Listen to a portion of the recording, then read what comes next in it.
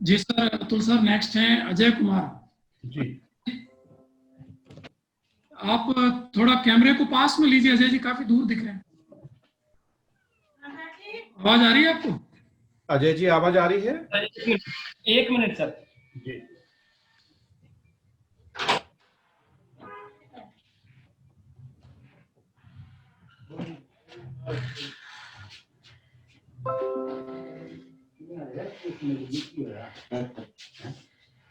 Sir 1 minute मैं आपको दोबारा करता हूँ, 1 मिनट।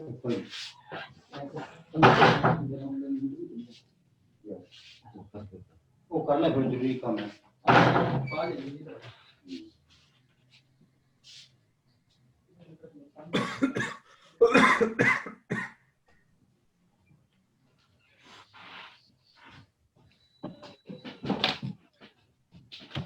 सर नमस्कार।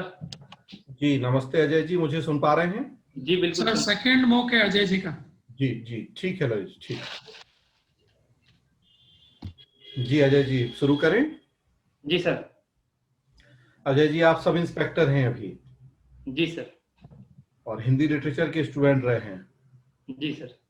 दोनों की क्वालिटी अलग अलग नहीं होती? लिटरेचर जो पढ़ता है मुझे लगता है वो तो बड़ा सॉफ्ट सौम्य होता है, और आपका काम तो थोड़ा सा कठोर वाला है। सर मुझे लगता है दोनों के बीच अच्छा कोऑर्डिनेशन है सर। सॉफ्ट सौम्य आदमी की आजकल प्रशासन में आवश्यकता है, और धैर्यशील व्यक्ति और उदारता से सामने वाले को सुनने वाला व्यक्ति प्रशासन में ज्यादा कामयाब है। पुलिस प्रशासन की बात हो रही है ना? प्रशासन तो ठीक है, पुलिस प्रशासन की बात। प्रशासन का ये सर, प्रशासन का ये एक अंग है पुलिस, तो मुझे लगता है पुलिस में भी इसकी महती आवश्यकता है सर। अच्छा अच्छा, कहा जाता है जब तक लोगों के मन में डर नहीं होगा तब तक पुलिस तो अपना काम ही नहीं कर पाएगी सही तरीके से।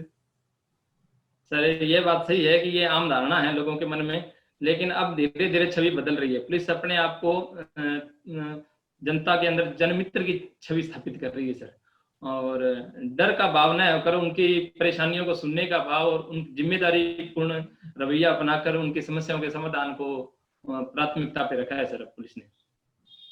अच्छा अच्छा, तो इससे फिर अपराध को रोकने में समस्या नहीं हो रही है? सर ऐसा नहीं है, इससे अपराध रोकने में सहयोग मिल रहा है सर। अच्छा, कहा जाता है पुलिस वालों की ना दोस्ती अच्छी ना दुश्मनी अच्छी, क्या कहना है इस बारे में आपका?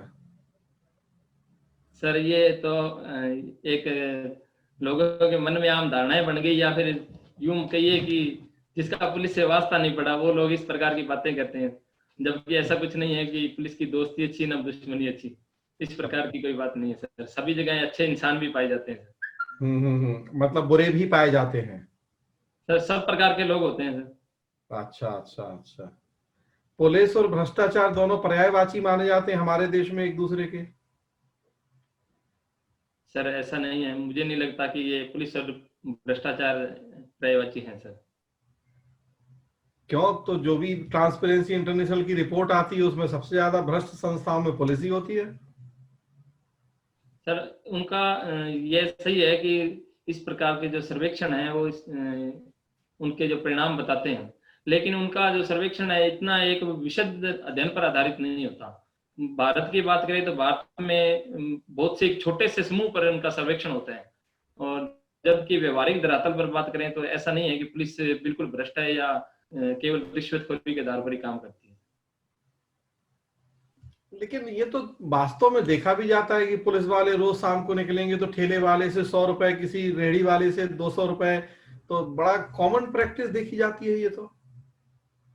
सर ऐसी बात नहीं है कि पुलिस वाले सारे ऐसे हैं सर।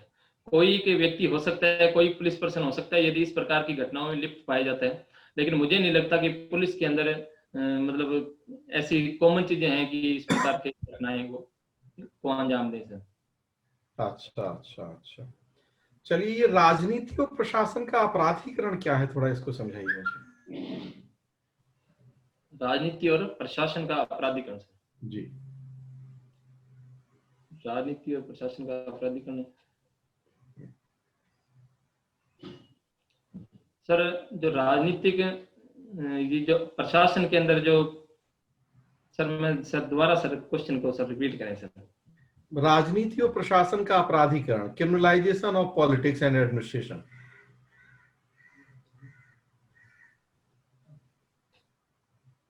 सही सर। नेक्स्ट चलिए, वर्तमान समय में आपको लॉ एंड ऑर्डर के रखरखाव में क्या प्रमुख चुनौतियां फील हो रही हैं? सर, यदि मैं पुलिस के दृष्टिकोण से बात करूं तो सबसे पहली समस्या आती है सर संसाधनों आपका के। वीडियो बंद हो गया है अजय जी। मेरे पास तो जी आ रहा है सर। जी हाँ। तो सर लैपटॉप पे चल रहा है तो वो थोड़ा अच्छा हाँ, प्रैक्टिस। जी बताएं। सर, पुलिस के दृष्टिकोण से बात करूं तो सबसे पहली बात यह है कि संसाधनों के अभाव की आती है सर। संसाधनों का अभाव है, यहाँ मानव संसाधनों की भी कमी है और तकनीकी जो संसाधन हैं उनका भी अभाव है, और इसके साथ साथ जो साधन वगैरह हैं उनकी कमियां भी यहाँ देखने को मिलती है। इस वजह से भी कुछ एक दिक्कतें पुलिस को आती हैं। इसके अतिरिक्त सर, जी सर कुछ, जी हाँ बताइए बताइए। इसके अतिरिक्त सर मतलब सामुदायिक सहयोग नहीं मिल पाता कई बार सर, जैसे कि प्रॉपर सूचनाएं नहीं मिल पाती, या फिर इंटेलिजेंस कई बार उस लेवल तक कारगर सिद्ध नहीं हो पाती जिसकी हमें उम्मीद रहती है सर। तो ये कुछ एक सामान्य चुनौतियां आती है। राजनीतिक हस्तक्षेप नहीं लगता आपको कि ये भी बहुत बड़ी चुनौती है? सर यह सही है कि कुछ एक हस्तक्षेप होता है, लेकिन मुझे लगता है कि ये एक पर्सन टू पर्सन डिपेंड करता है सर। यदि आप विधिक रूप से सही काम करते हैं तो मुझे नहीं लगता हस्तक्षेप आपके काम में आड़े आता है सर। और मेरा ये मानना है कि आपको विधिक रूप से जो सही है काम वो करना चाहिए, और बजाय कि राजनीतिक हस्तक्षेप को स्वीकार करने। अच्छा अच्छा अच्छा, चलिए थोड़ा पुलिस से हटते हैं। न्यूज़पेपर तो पढ़ रहे होंगे आप? जी सर, सामान्य न्यूज़पेपर। ये लव जिहाद को लेके कई राज्यों में कानून बन रहा है, क्या आपको लग रहा है कि इससे समस्या का समाधान हो जाएगा?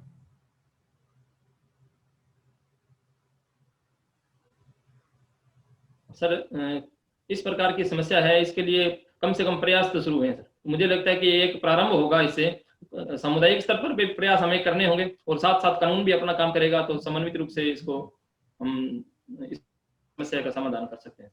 नहीं, ऐसा माना जाता है कि जितने कानून कठोर बनाए जाते हैं उतना करप्शन के मौके बढ़ जाते हैं। जैसे उदाहरण लेता हूं, अभी मास्क नहीं पहनने वालों पे दिल्ली में ही 1000 की जगह 500 की जगह 2000 रुपए का जुर्माना कर दिया गया। जी सर। तो विरोधी आलोचक यही कर रहे हैं कि पुलिस वालों के लिए एक अतिरिक्त कमाई का जरिया हो गया। पहले तो 500 दे देता आदमी, अब 2000 तो नहीं देगा, वो सेटल करवाना चाहेगा 200-500 में। तो सहमत है इस बात से आप? सर कठोर सजा के मैं बिल्कुल पक्ष में हूं सर। यदि कठोर सजा होगी तो कहीं ना कहीं एक प्रोत्साहन मिलेगा कानून के अनुपालना का सर। और रही बात इसको भ्रष्टाचार से जोड़ने की, तो मैं पहले भी इस बात से पर कह चुका हूं कि यह पर्सन टू पर्सन डिपेंड करता है सर। समस्त जो कार्मिक एक जैसे नहीं होते, और समस्त कार्मिक भ्रष्टाचार को नहीं अपनाने वाले होते।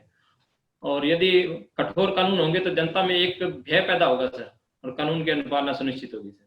चलिए, अगर आपको हम ये जिम्मेदारी दें कि पुलिस प्रशासन से भ्रष्टाचार खत्म करना है, आपको हमने डीजीपी बना दिया राजस्थान का, जी सर। क्या करेंगे आपकी पुलिस प्रशासन से भ्रष्टाचार खत्म हो? सर इसके लिए मैं एक रोड मैप तैयार करूंगा सर। उसके अंदर एक तो दंडात्मक कार्रवाई और एक मेरे लेवल पे सुधारात्मक प्रयास।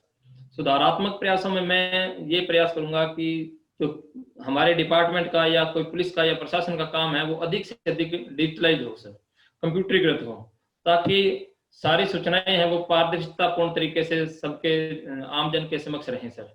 और किसी कार्य में कैसी प्रगति हो रही है, कैसे कैसे उसमें काम हो रहा है, क्या उसमें रिजल्ट आ रहे हैं, ये सारा जनता के सामने प्रत्यक्ष रहे सर। और इसके साथ साथ जनता की भागीदारी, जैसे इंटेलिजेंस है, कोई इस प्रकार के काम करता है, कोई रिश्वत लेता है या कोई इस प्रकार के अवैध धंधों में लिप्त है, तो उसकी सूचना जल्द से जल्द ऐसी अथॉरिटी को मिले। और इसके साथ साथ सर कठोर कानून होगा और एक एजेंसी जो अच्छी इन्वेस्टिगेशन कर सके और इस प्रकार के मामलों की ज्यादा से ज्यादा मामलों को उजागर कर सके। इस पर बल देते हुए सर मैं प्रयास करूंगा कि इस पर समस्या का समाधान किया जा सके। ओके, चलिए बहुत अच्छी बात है। ऑस्ट्रेलिया में भारतीय क्रिकेट टीम की स्थिति बहुत खराब है, क्या ज्यादा आराम कर लिया क्या भारतीयों ने? सर मुझे लगता है कि किसी भी खेल में जीत और हार दो पहलू होते हैं सर, और भारतीय क्रिकेट खिलाड़ियों का प्रदर्शन इतना भी बुरा नहीं रहा है। दोनों मैचों में 300 से अधिक रन चेज करते हुए बनाए हैं और ज्यादा अंतर से भी भारतीय टीम नहीं हारी है। यह सही है कि गेंदबाजों का प्रदर्शन उस सीमा तक अच्छा नहीं रहा, तो मुझे आशा है कि जल्दी टीम कम बैक करेगी सर।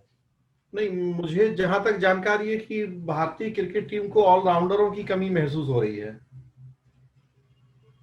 सर ऑलराउंडर की बात करें तो हार्दिक पांड्या अच्छा खेल रहे हैं और पहले मैच में बहुत अच्छी बल्लेबाजी की थी और इसके साथ साथ गेंदबाजी में भी उनका प्रदर्शन ठीक ठाक रहा है सर।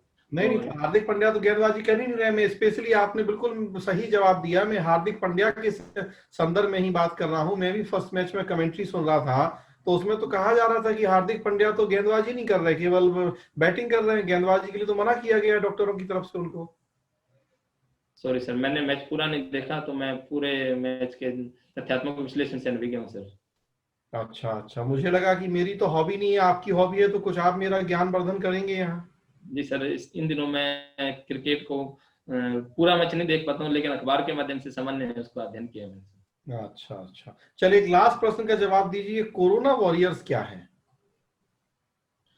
कोरोना महामारी के जो समय जो सबसे आगे रहकर काम करने वाले कर्मचारी हैं, चाहे वो डॉक्टर्स हों, नर्स हों, कंपाउंडर हों, पुलिस प्रशासन हो, या जो कंटेनमेंट जोन के अंदर काम करने वाले जो अधिकारी कर्मचारी हैं, जिनको कोरोना का खतरा सबसे अधिक है या फिर वो सबसे अग्रिम पंक्ति पर रहकर काम कर रहे हैं, उन्हें कोरोना वॉरियर्स की संज्ञा दी गई है। आप हैं कोरोना वॉरियर्स या नहीं है?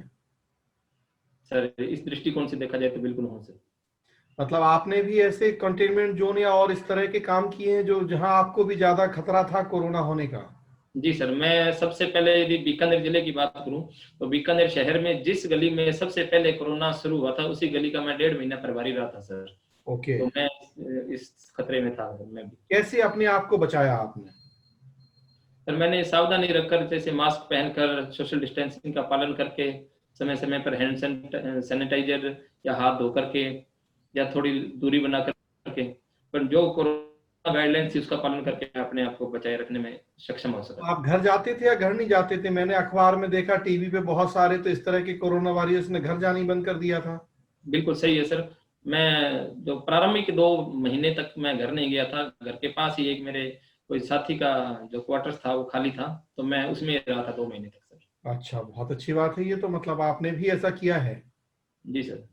चलिए, बहुत अच्छी बात है। धन्यवाद। राजेश सर। जी सर। जी अजय कुमार जी, सुन पा रहे हैं? जी सर, सुन पा रहा हूँ सर। कोरोना वॉरियर्स की बात हो रही थी, अभी आपने छुट्टी ले ली है क्या? सर छुट्टी ले ली सर। अच्छा, तो अभी तो प्रशासन को बहुत ज्यादा जरूरत है आपकी सेवाओं की, और आपने छुट्टी ले ली है। सर मेरी व्यक्तिगत जो उन्नति की बात करूं तो मुझे भी अपने लिए समय चाहिए, और मेरे इलाके में सर चुनाव थे, वो चुनाव पूर्ण हो चुके हैं, तो सामान्य पुलिस के काम चल रहे हैं। तो मुझे लगता है कि सर अभी तो और बंदिशें लगाई है सरकार ने।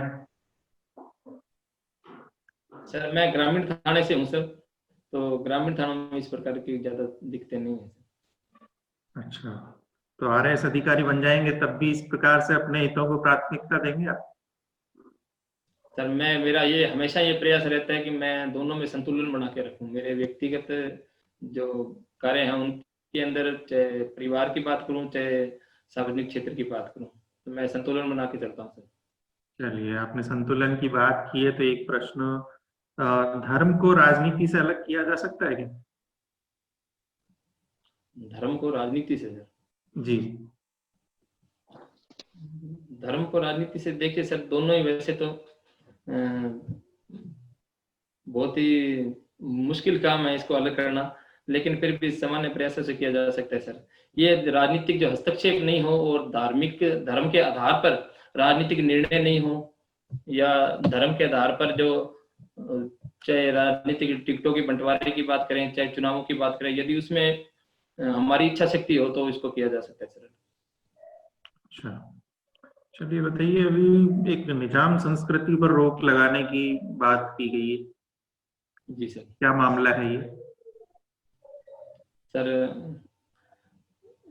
अभी तेलंगाना के अंदर चुनाव चल रहे हैं सर, और नगर महानगर पालिका के चुनाव चल रहे हैं सर, और इसमें इस प्रकार की एक पार्टी विशेष द्वारा इस प्रकार का मुद्दा उठाया गया था कि उसका नाम बदला जाए और नाम बदलने के साथ ही उसे निजाम संस्कृति से मुक्ति दिलाई जाए। अच्छा, क्यों बदलना चाहती है वो राजनीतिक पार्टी उसका नाम, या संस्कृति को क्यों चेंज करना चाहती है? सर उस पार्टी का ये मानना है कि जो प्राचीन जो सल्तनत कालीन या जो साम्राज्यवाद के जो अवशेष हैं उनका कोई भी नामो निशान नहीं रहना चाहिए। जिसने हमें हमारा लंबे समय तक शोषण किया, 300-400 वर्षों तक हमें दबाए रखा, हमारी स्वतंत्रताओं का हनन किया, उसके अवशेष यदि किसी भी रूप में भारत में उपस्थित हैं तो उसको हम मिटाने का प्रयास करेंगे। अच्छा, भारत विभाजन या भारत के एकीकरण से कोई लेना देना है क्या इस घटनाक्रम का? सॉरी सर, जानकारी नहीं। अच्छा, तेलंगाना के सीएम कौन है अभी? सर जहां तक मैं याद कर पा रहा हूँ केसीआर राव। आवाज नहीं आ रही है आपकी? आ रही है सर आवाज अभी? हाँ, धीरे आ रही है बहुत। चलिए कोई बात नहीं। जहां तक मैं याद कर पा रहा हूँ सर, श्री केसीआर राव नाम से है मुख्यमंत्री। अच्छा, ये बताइए एलओसी का निर्धारण कब किया गया था? एलओसी का निर्धारण, सॉरी सर। अच्छा, एक आपके हिंदी लिटरेचर भी पढ़ा है आपने? जी सर। साहित्य क्या होता है?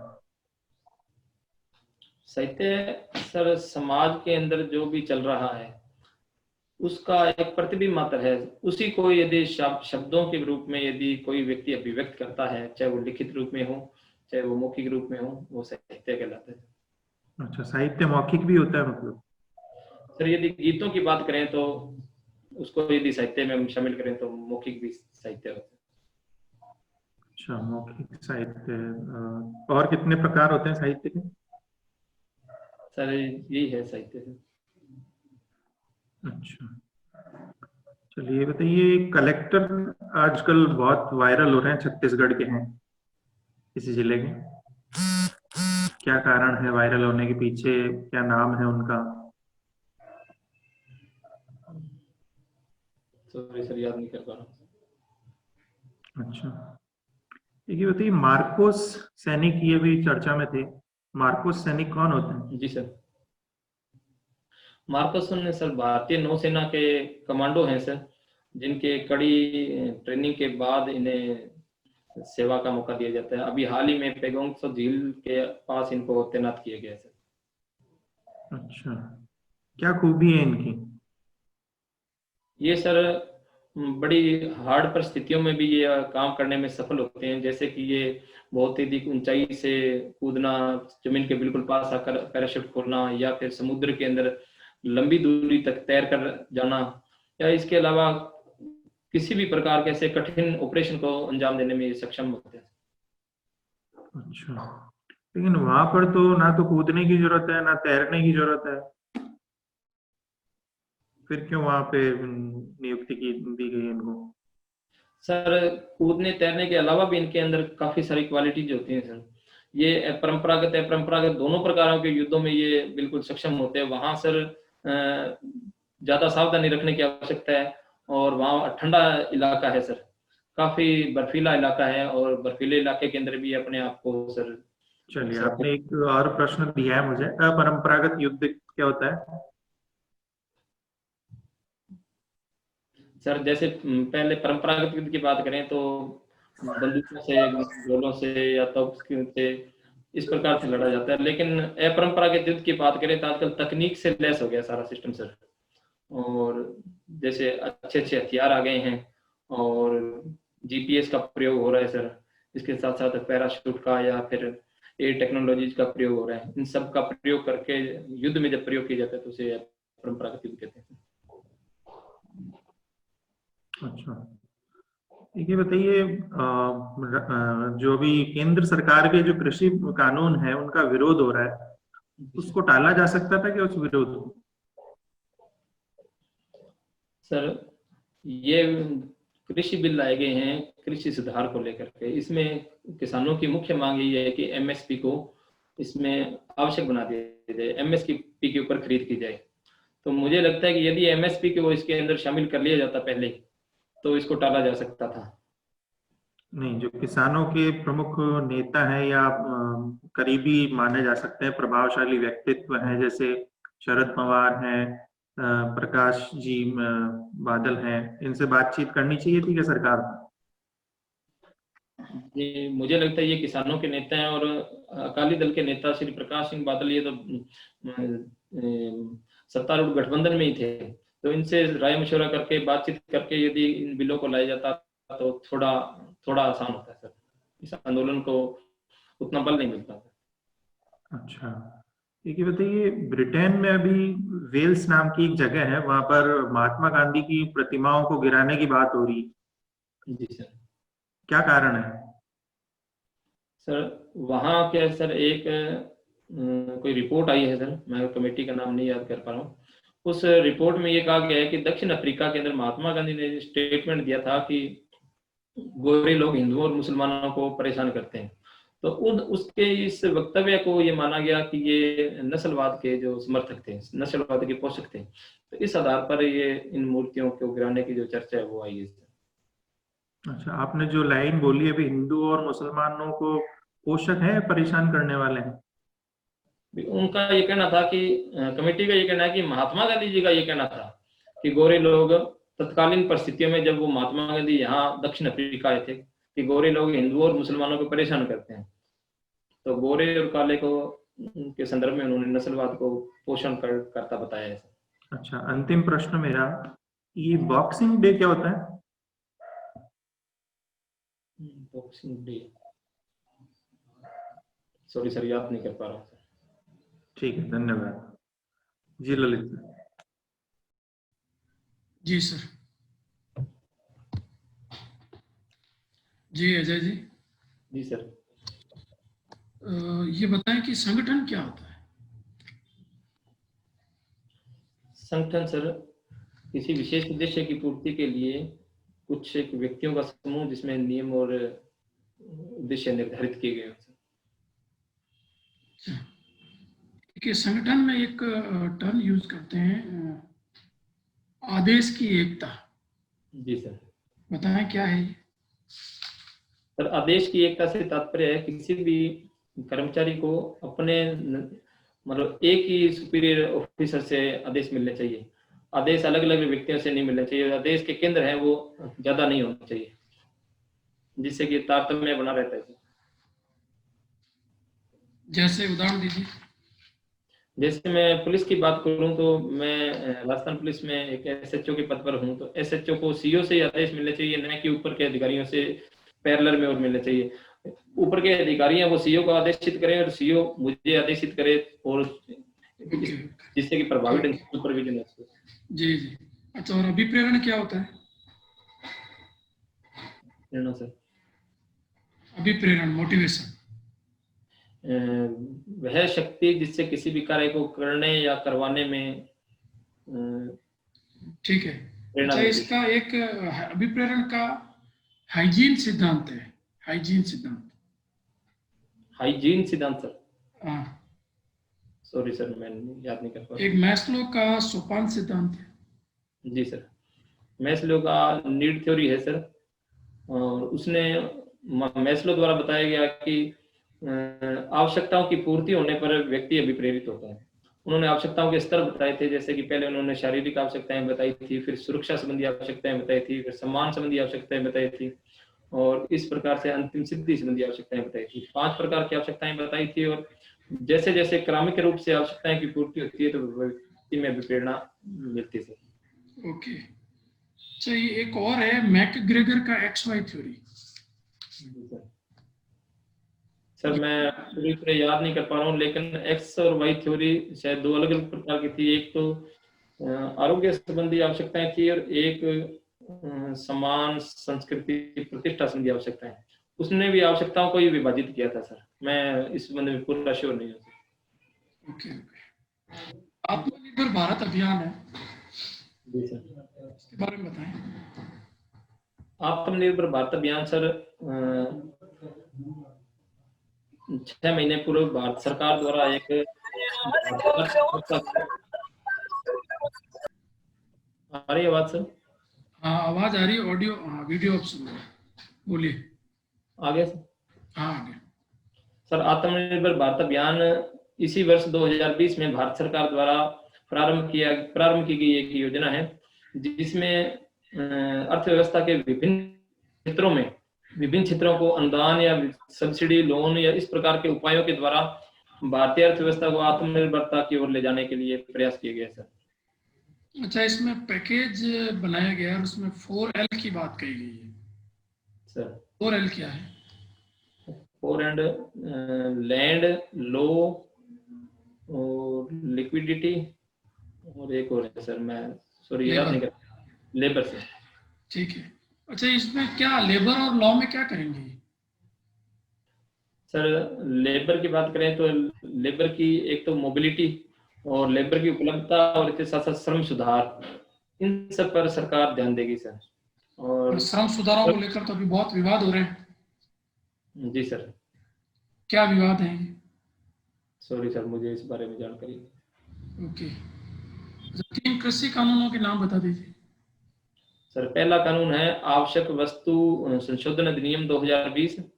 एक है सर कृषि उपज व्यापार और वाणिज्य अधिनियम, और तीसरा है सर कीमत आश्वासन पर कृषि समझौता और कृषि सेवा अधिनियम 2020। आवश्यक वस्तु अधिनियम जो बताया आपने, जी सर। ये पहले भी बना हुआ है, वापस इसको संशोधित किया गया है। जी सर। क्या संशोधन हुआ है? सर आवश्यक वस्तु अधिनियम 1955 का एक अधिनियम था, जिसे 2020 में संशोधन करके उसमें एक तो आवश्यक वस्तुओं की सूची से चीजों को निकाल दिया गया, जैसे आलू, प्याज, टमाटर, ये खाद्यान्न, तिलहन, ये काफी वस्तुएं थी जिनको आवश्यक वस्तुओं की श्रेणी से निकाल दिया गया। और इसके साथ ही सर इनकी निर्यात को नियमित नहीं किया जा सकेगा और स्टॉक नहीं किया जा सकेगा, और साथ ही कुछ स्थितियां बताई हैं, युद्ध, अकाल, असाधारण मूल्य वृद्धि। Okay okay. अच्छा, ये बताएं कि अभी हाल ही में कुछ समय पूर्व सोनिया गांधी ने कांग्रेस शासित राज्यों की सरकारों से कहा कि आप कृषि कानूनों के विरुद्ध आर्टिकल 254(2) 254(2) के तहत कानून बनाए। जी सर। ये क्या है 254(2)? सॉरी सर, इस संबंध में मुझे जानकारी नहीं। अच्छा ठीक है। अच्छा, ये बताएं पश्चिमी राजस्थान में जलवायु परिवर्तन हुआ इस बार काफी, उसका क्या रीजन रहा है? पश्चिमी राजस्थान में जलवायु परिवर्तन हुआ है सर। हाँ। अब की बार बारिश काफी हुई है सर, और उसका कारण क्या था? उसका कारण एक तो सर प्रदूषण में कमी हो सकता है, क्योंकि अब की बार लॉकडाउन के बाद काफी सर प्रदूषण में कमी आई थी सर। और प्रदूषण और वर्षा का क्यों संबंध है? प्रत्येक संबंध प्रदूषण और वर्षा का सर प्रदूषण और वर्षा का संबंध है। इसमें क्या है कि जब प्रदूषण कम होता है तो सर आकाश में एक परत नहीं बनती कार्बन के प्रदूषण की सर, जिससे क्या है कि बादल वाष्पोत्सर्जन आसानी से होता है, और इससे सर वर्षा अधिक होती है। एक अकबर के किले के बारे में बताइए। अकबर का किला सर? हाँ सर अजमेर के अंदर अकबर का किला था, जिसे मैगजीन कहा जाता है सर। और क्यों बनाया गया था? ये सर स्ट्रेटेजिक किला था सर। ये चित्तौड़ की तरफ, गुजरात की तरफ जाते थे तो यहाँ से अभियानों का संचालन होता था, और शस्त्रों के रख रखाव के लिए सर उपयोग किया जाता था। ओके। अच्छा, ये बताएं जयपुर को राजधानी क्यों बनाया गया था? जयपुर को राजधानी क्यों बनाया गया सर? आपका वीडियो बंद हो गया। आगे सर। हाँ वापस बंद हो गया। आज टेक्निकल दिक्कत है, अपने बंद हो रहा है सर। अब ठीक है, वापस गया। चलिए बोलते रहिए आप कोई बात।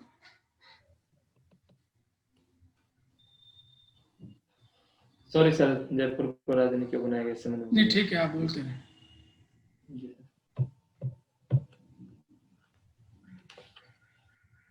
सर, मुझे इस बारे में जानकारी नहीं है, जयपुर को राजधानी क्यों बनाया गया। अच्छा अच्छा, आप बता ऐसे सर मैं थोड़ा सा याद कर पा रहा हूँ करिए प्रयास। कि एक सर कमेटी बनाई गई थी जब राजस्थान का एकीकरण किया जा रहा था, तो उस कमेटी में जयपुर को राजधानी बनाने के लिए बनाना तय हुआ था, क्योंकि यहाँ विकास के अच्छे साधन थे और यहाँ जो राजधानी के लिए जो प्रशासनिक स्ट्रक्चर था वो पहले से एकदम तैयार था। ओके, अच्छा, विश्व विरासत सूची में शामिल किया गया है जयपुर परकोटे को हाल ही में।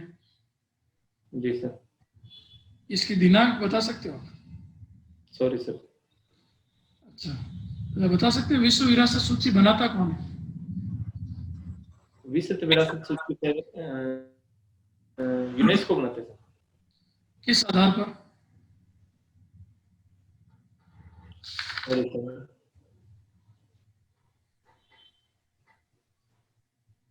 अच्छा, तो एक हॉर्स ट्रेडिंग वर्ड का भी प्रचलन में, ये क्या है हॉर्स ट्रेडिंग? सर पिक्चर आ रही है सर? हाँ इधर आ रही है, ठीक है, हाँ बोलिए। Horse trading sir? हाँ सॉरी सर, याद नहीं कर पा रहा हूँ। ओके, बीकानेर को अंतर्राष्ट्रीय पहचान का क्या कारण है? सर एक तो बीकानेरी यहाँ का नमकीन और रसगुल्ला है सर, जो यहाँ को एक विशेष पहचान दिलाता है। यहाँ का नमकीन है वो बड़ा ही स्वादिष्ट है और जिसकी अंतर्राष्ट्रीय स्तर पर मांग रहती है। अच्छा, एक अंतिम प्रश्न है, बता दीजिए कि 12 देवरा क्या है? 12 देवरा। 12 देवरा? हाँ सॉरी सर, जानकारी नहीं। ठीक है जी, अतुल सर।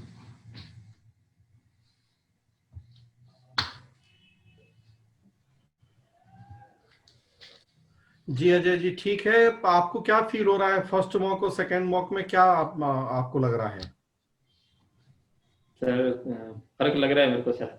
कुछ एक मुद्दे ऐसे हैं जैसे अमूर्त से प्रश्न होते हैं, उन पे मैं थोड़ा सा अनकंफर्ट फील कर रहा हूँ सर। जी बस वही, बिल्कुल एग्जैक्टली आपने अपने आप जान लिया वो कि थोड़ा सा जो अमूर्त टाइप के प्रश्न है, थोड़ा सा उस पर जो मतलब या कहा जाए कि जो आपकी राय से जुड़े हुए प्रश्न होते हैं। जी सर बिल्कुल। थोड़ा सा, और चूंकि पुलिस तो आप जान ही रहे कि कितना ज्यादा विवादास्पद संस्थान है हमारे देश का। जी सर। थोड़ा उन्हीं पे काम कर लीजिए आप, बस एग्जैक्टली बस वही, एकदम वही बस एक काम करना है। सर आपने ये प्रश्न पूछा था राजनीतिक प्रशासन अपराधीकरण सर। जी, वो तो अपराधियों के साथ जो साठगांठ है, राजनेताओं की अपराधियों की साठगांठ बोहरा कमेटी ने बताया था, फिर प्रशासन भी संलग्न हो जाता है उस साठगांठ में, तो प्रशासन का भी अपराधीकरण होता है। इसी संदर्भ में था, मेरे को ऐसा लगा कोई विशेष टर्म्स की बात कर रहे हो सर। नहीं नहीं नहीं नहीं, तो वो चूंकि वो कानून व्यवस्था की एक बहुत बड़ी चुनौती हमारे देश में है। जी सर। जी ठीक सर। ठीक है, तो बस एग्जैक्टली बस वही आपको काम करना है, जो अमूर्त वाले प्रश्न हैं, और बाकी तो बढ़िया है आपका। जी थैंक यू। जी जी अजय जी, आप सेवारत होते हुए भी इतना अच्छा परफॉर्म कर रहे हैं, जानकर बहुत अच्छा लग रहा है। अच्छी तैयारी है आपकी, आत्मविश्वास भी है आपको। और कुछ ज्ञानात्मक करंट इश्यूज, आप जैसे नवाब संस्कृति, निजाम संस्कृति, एलओसी का निर्धारण, साहित्य के प्रकार, बॉक्सिंग डे आपकी क्रिकेट के हॉबी से जुड़ा हुआ है, बॉक्सिंग डे कलेक्टर वायरल हो जी, तो ये कुछ छोटी मोटी जानकारियां हैं, इनको आप तैयार कर लें तो बहुत अच्छा प्रदर्शन है आपका। और लग रहा है आप इसी प्रकार जो मेन इंटरव्यू होगा उसमें आप प्रदर्शन करेंगे। शुभकामनाएं आपको। Thank you sir. जी अजय जी, बस वही अतुल सर ने बताया, किसी भी मुद्दे पर अपनी राय बनाने का प्रयास करें। मुद्दे फिक्स नहीं होते, पर राय बनाते जाएंगे तो अभ्यास हो जाएगा आपका। जी सर जी। बाकी क्षेत्रीय ज्ञान ठीक है, राजस्थान जीके को थोड़ा और पढ़िए, जैसे एकीकरण है या ये आर्ट कल्चर है, थोड़ा हिस्ट्री की मुख्य घटनाएं हैं, उनको और थोड़ा बढ़ाइए। ज्ञान पक्ष इस बार पिछली बार की तुलना में इस बार बहुत अच्छा है आपका। और थोड़ा एथिक्स वगैरह को और प्रशासनिक नीति शास्त्र को पढ़ें, करंट इश्यूज वगैरह का सर बता चुके हैं। बाकी ओवरऑल बढ़िया है इस बार आपका। आपको शुभकामनाएं बहुत। Thank you sir.